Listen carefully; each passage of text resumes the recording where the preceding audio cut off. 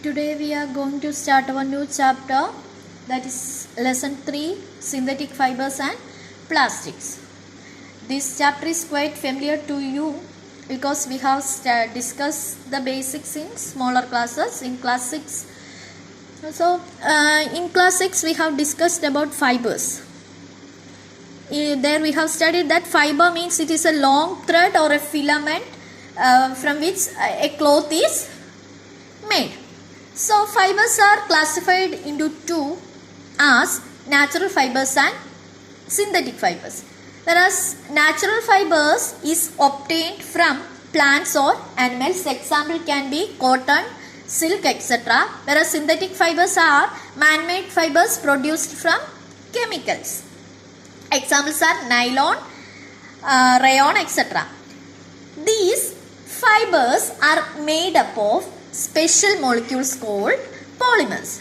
A polymer means it is a large molecule made up of many small molecules. That small molecules are called monomers. A polymer is a large molecule made up of small molecules called monomers.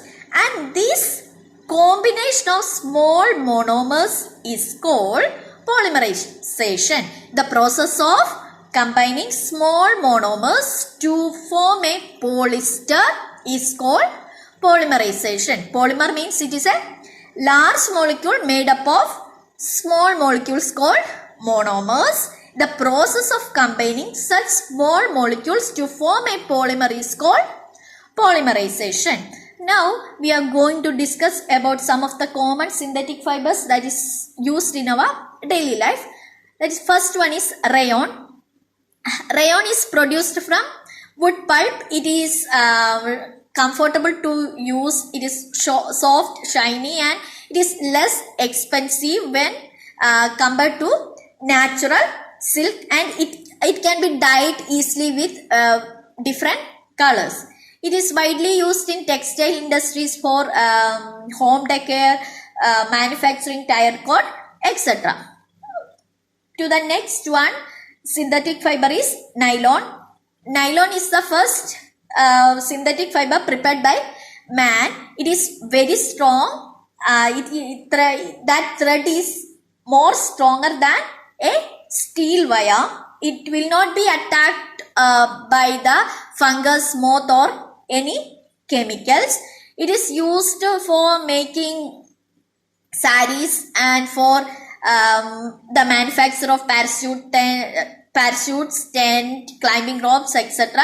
And it is also used for making fish nets, curtains, etc. Next one, we are moving towards polyester.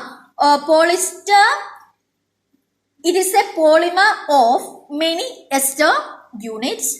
Terephthalene is the most commonly used form of polyester. Polyester is lightweight, it is strong, and it is resistant to stretching and shrinking. It will not be stretched or it will not shrink it off. It is resistant to wrinkles and easy to wash.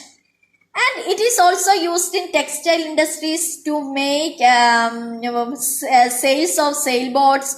It can be blended with natural fibers such as cotton and wool to make polycoat, polywool, etc.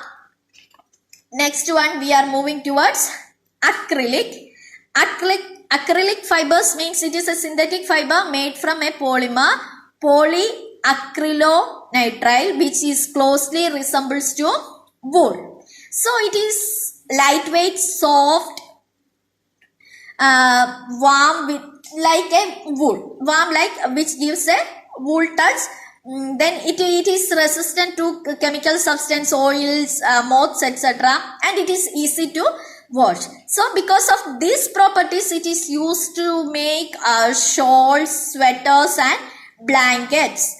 Then for making furnishing fabrics, carpets, etc. And now we are moving to discuss some of the advantages and disadvantages of these synthetic fibers.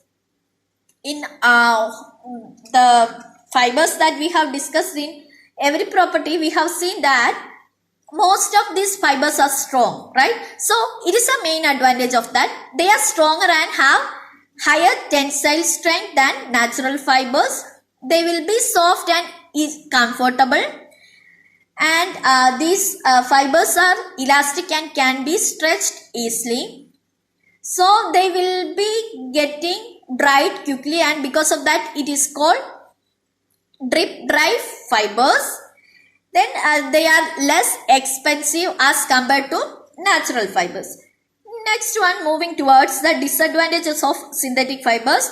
They will not absorb water or sweat, so it is inconvenient to wear during humid weather. It is non-biodegradable and thus causes pollution. They contain chemicals which will be making harm to our skin. Their clothes will be catching fire easily and can cause severe burns. So go through these topics, study well. Thank you.